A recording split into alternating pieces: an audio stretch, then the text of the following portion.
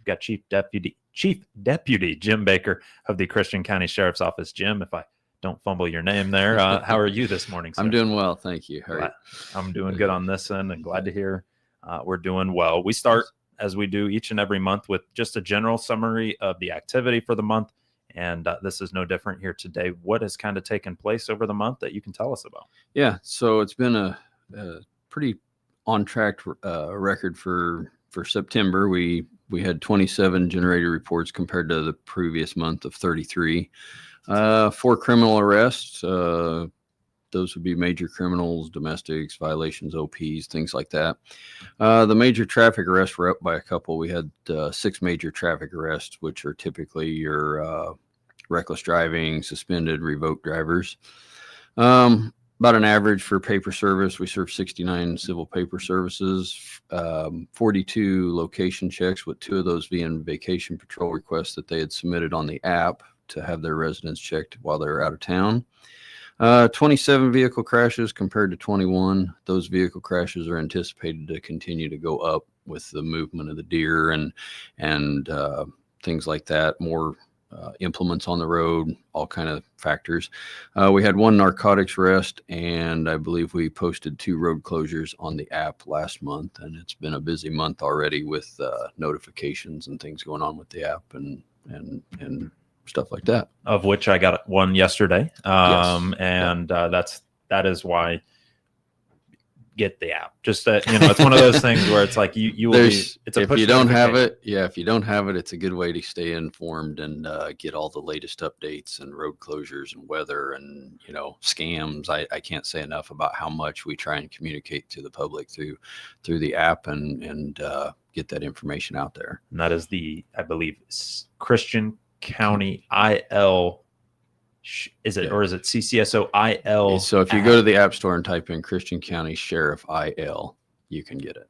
I was going to say it, and then it'll be very apparent which one it is. So you'll be good there. Yep. Additionally, I just want to mention, as we wrap up last month, we're seeing a huge rash of break-ins inside of vehicles. If you have the app, you would have seen through the Crime Stoppers that we had several vehicles hit. Once again, I want to stress to people, make sure you lock your vehicles and don't have your valuables in there.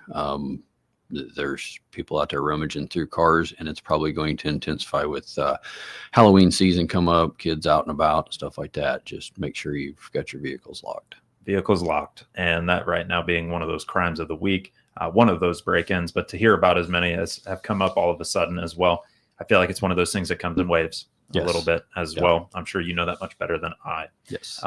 So that is a look at last month and what took place. Well, we kind of want to transition to something going on and just getting its start, and that's hunting season. It is here. Yes. What can you tell us from conversations you've had and what's going on? Yeah, like every month, we try and hit what's going on at current. It is hunting season, and we want everybody to stay safe and legal, and wanted to throw some things out there to be prepared. So just recently, we work in collaboration with the IDNR and our local game warden. And recently, I sat down and met with Brody Snyder, who's a CPO or conservation police officer, and he provided me some information that had been inquired upon and some things that we've been dealing with when it comes to hunting. And Sheriff's Office, we handle rural calls. The CPO has a large region, multi-county. And so in his absence, there's times where we'll be involved with that. Just recently, we've had some calls for trespassing where, I might give you permission to hunt on my property. You get your lines crossed, go on the wrong property, and then somebody's going down there confronting them with a firearm, and it just sets that up for a bad situation. You got 2 people that are hunting. Right now it's archery season, but you get into bow and gun seasons. You got, what you want to do is, if you have that, I remind people make mistakes. 90% of the time it's unintentional. If you get that trespasser, call the sheriff's office, let them handle it. That's why we work in collaboration with the DNR to handle things like that. Or if he's got a poaching situation, we might intervene until he gets there. But there again, call the sheriff's office if you see something, if you've got an issue, let us handle it. Additionally, he provided some information that if you're new to this or interested in it, the first thing somebody should do is get on there and take a hunter safety course. You can take this online or in person. I'll be posting something on the app and our Facebook on some contact information for that. That hunter safety course is going to walk you through all the safety aspects and requirements to be legal and to be safe. The requirements, if you're under 18, you must have taken it, but anybody over the age 18, it's good to take it to get the exposure on that. Just a little additional reminder of staying safe while hunting. And as you mentioned, yes, it might be archery season now, but we know the shotguns are coming and the rifles are coming too. And with that, the last thing I want to hear is two folks out in the woods that don't know each other confronting each other with weapons. That is not exactly a recipe for a good talk. And so let's go ahead and remind us that call the Christian County Sheriff's Office instead to maybe handle that type of situation. For you, anything else when it comes to new to hunting, youth hunting, things of that nature, before we talk a little bit about some others? So real quick, for those that are already experienced in hunting, you want just a reminder, tree stand safety, they climb up in a tree stand and they're hunting, and you want to wear that fall arrest system. Falls can happen to anybody, regardless of your experience. Additionally, when you're hunting, there's things out there that can help you. There's apps. An Onyx map will tell you exactly whose property you're on. We always recommend when you do go hunting, let your family members know where you're going to be hunting, when you'll be back. That way, in your absence, if you don't return, we know a starting point where to come try and find you, what ground you was hunting, stuff like that, and keep your phone with you and keep it charged.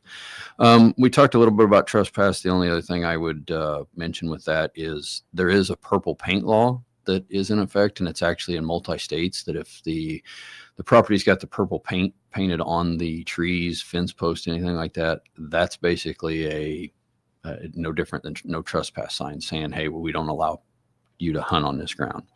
Lastly,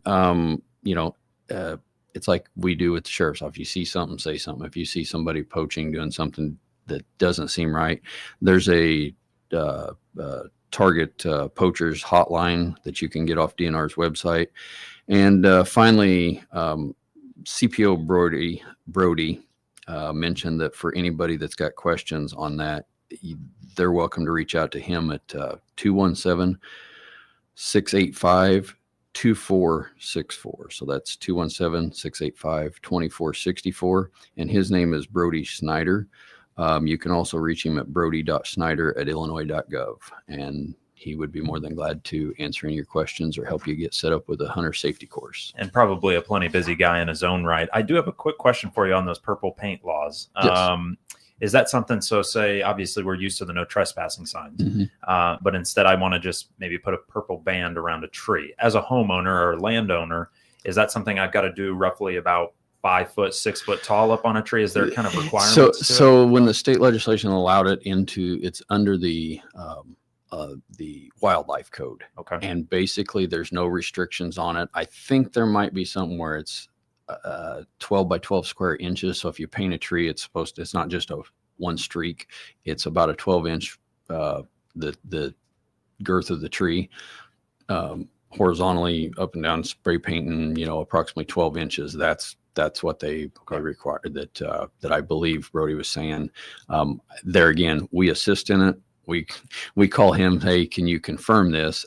It's not so much, I don't think we would go by, hey, the tree wasn't painted enough. Most times when you see it, it'll be a whole line driving down the property line, or you can't miss it. They typically, if they're going to paint the tree purple to keep people out, it's going to be multiple trees painted. And going to make sure you know. Yes. Which is exactly what the whole purpose of it is. But yeah, I just had a quick question on that, considering it sounds to be relatively new, or at least newer. And so that's one of those deals where when I go camp, I don't really want to walk on somebody else's property either. I might not go hunt, but I don't necessarily feel like stumbling upon private property and being met out in the woods by somebody I'm not expecting. So just a quick concern or a quick comment there from myself here. Joining us in studio, though, we have Chief Deputy Jim Baker of the Christian County Sheriff's Office. Touched a little bit there about the hunting season that's already upon us and will continue to be as the months roll on, and then just an activity report from the month of September. We'll be back with him to talk Halloween and trick-or-treating. You're listening to WTIM, your information station.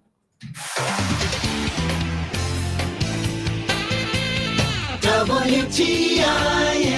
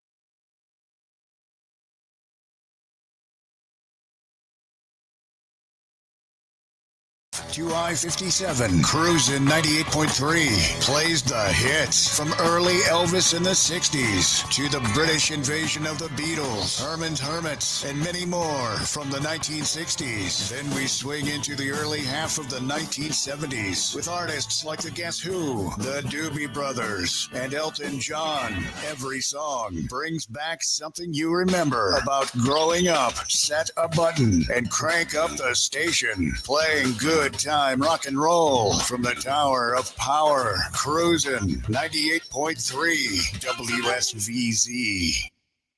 I'm Senior Account Manager Teresa Nelson with Regional Radio, here to share some just released news. Edison Research reveals that 35% of daily audio time is spent with AM/FM radio, both in car and at home. At home, 22% of radio listening is streamed, and at work, 16%. Smart speakers have become a key player with AM/FM streaming, leading ad-supported listening in 2024. Radio continues to deliver local content every day. We help local businesses boost their bottom line. Let us do the same for you. Brenda Elder here, the Executive Director of the Shelby County Economic Development Corporation. From growing your business to attracting new investment, we're here to help. Find out more by clicking our icon at TaylorvilleDailyNews.com. If you're tired of worrying about home maintenance and stairs, at Hickory Point Garden Homes in Forsyth, you don't have to. Enjoy independent living duplexes that are half the cost of traditional independent living options. Find out more by clicking their icon at TaylorvilleDailyNews.com. Your information station, WTIM. And we're back with the WTIM Morning Show here on your information station, and brought to you by People's Bank and Trust, where they put people first, and Landmark of Taylorville. I'm your host, Grayson Bauman. Joining us in this segment, we have Chief Deputy Jim Baker of the Christian County Sheriff's Office. Touched on the month of activity of September, and as hunting season begins, just some general safety tips and things to get you all the more acclimated to these fall months and the hunting going on. However, at the end of the month, we've got a big deal, and that's Halloween coming up. And Jim, you've prepared yourself with a couple of things here. I'm just wondering what you've got for me in terms of safety on trick-or-treating and everything else. Yeah, so I think anybody that's got, a seasoned parent or a parent that's got kids that's been doing it, there's always something new to pick up on, or something they maybe not have thought of. And, so some of it's common sense that may be overlooked, but, we want to choose some good costumes that aren't causing things to where it fits them properly. It's not a fall issue to where they're tripping over it. Want to wear reflective clothing. I always suggest that they wear some type of glow stick or a headlamp for visibility. One of the things that they suggest is using face paint instead of masks, so it doesn't block their vision. You want to talk to the kids about walking safely around the areas through using traffic signals or crosswalks or intersections instead of running out across the roadway. And basically, obviously, adult supervision with the younger ones. And if not, put them in a group. One of the big things is make sure you know what they were wearing, what route, maybe what area they're going to be walking in. So that way, if they don't return, we've got a starting point. They always, the recommendations of checking the candy, having them not eat the candy until they get home. And especially, things that are homemade goods, stuff like that. They really want to know where it's coming from. For those out on the street at the end of the month, don't forget that you've got to slow down, be alert. There's going to be kids that are so excited they're not paying attention to traffic. That goes without saying. And just be careful leaving your driveway, driving around at night. One of the big things for homeowners, if you're going to have your porch light on, you stop and take a look around. Are your garden hoses put away, toys, the lawn furniture on the porch, maybe remove it for the night. So that way you don't get a multitude of kids up there and tripping and falling. Something to think about your pets, it gives them anxiety, the doorbell ringing and stuff like that going on. Or even if you're letting your kids out, normally if you just open the door and the dog goes out in the yard, keep in mind that at the end of the month there, you're going to have kids out in the front yard. Aside from that, I will go back to, we want everybody to have a happy and safe Halloween. There are a multitude of alternatives for somebody to go to these church parking lots. I'm sure before the end of the month, there'll be 10 or 15 places posted where you can go to a secure place, let them trick or treat, and you don't have to have the anxiety and worry of having your kids out there walking the streets to do it. We want them to have safe.